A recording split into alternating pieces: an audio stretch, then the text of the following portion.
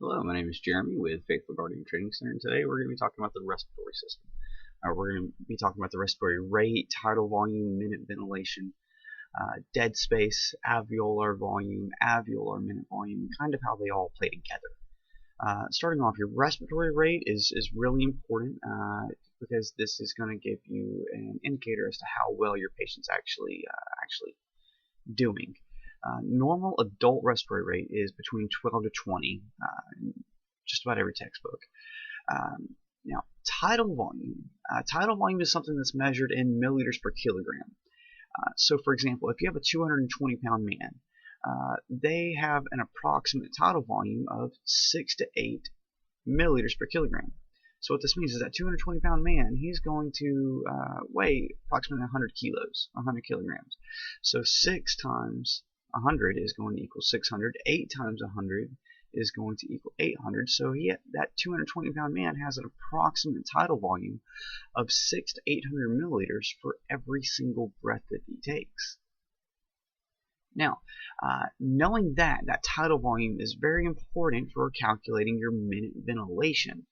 All right, so for example, if you have somebody with a minute ventilation is going to be calculated by taking your respiratory rate times your tidal volume.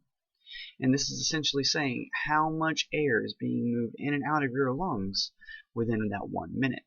So you calculate this by your respiratory rate times your tidal volume. So let's say that I have somebody who's breathing 10 times a minute, and they're that same 100 kilo patient, they're breathing that low minimum, that's 600 milliliters for every breath. So if that person is 600 milliliters for every breath times 10 breaths per minute, that puts them at 6,000 milliliters or 6 liters for their minute ventilation. Right? If they're breathing at 800 milliliters for every breath, then that puts them at 8 liters or 8,000 milliliters for every single minute that they're breathing. Now, that 10, that's below that low normal, but it's just a quick math to get the concept across. Now, you need to know that not all of that 6,000 or that 8,000 milliliters, not every last bit of that is going to be able to participate in gas exchange. So, reverting back to that 600 to 800 milliliters for this patient, he's only going to receive a portion of that to his alveoli. Okay, and what does not make it to his alveoli, what is not able to participate in gas exchange, that is going to be called your dead space, and that is going to be measured in milliliters as well. All right, the way that you can calculate dead space is a quick way to do it is you take your patient's pounds, convert that into milliliters, because 1 milliliter for approximately every pound that they weigh. So what this means is that 220-pound patient, he has approximately 220 pounds or 220 milliliters worth of dead space for every breath that he takes. So this means that 600 milliliters that he was breathing in, only 380 of it is actually going to be participating in that gas exchange.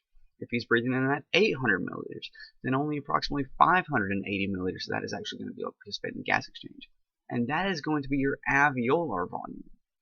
Now, if you have the way that you can calculate your alveolar minute volume is you would take your alveolar volume, which you calculate from your tidal volume minus your dead space. So we'll say 600 minus 220 is going to equal 480 or 380.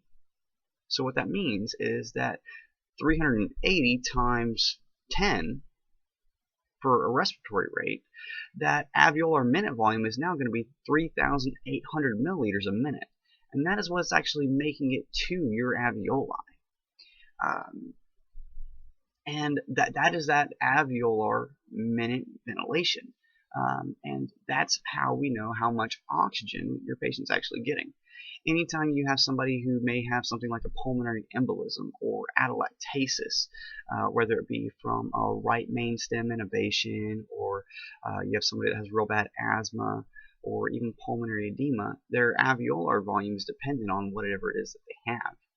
So if you have somebody that has a right main stem intubation, or somebody only has one lung, their tidal volume is essentially cut in half. because they're only going to be ventilating one lung.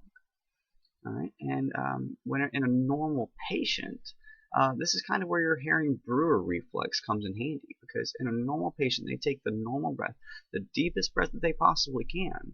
The Herring-Brewer reflex goes into effect by initiating the stretch receptors that are in the chest that prevent your lungs from overexpanding.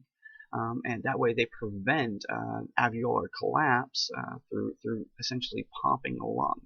And this is going to prevent your patients from developing a pneumothorax, possibly a tension pneumothorax. And it's just one of those things that you need to keep in mind in your patients. And it's going to help you do a more thorough assessment and kind of have a better understanding as to what's actually going on with your patients.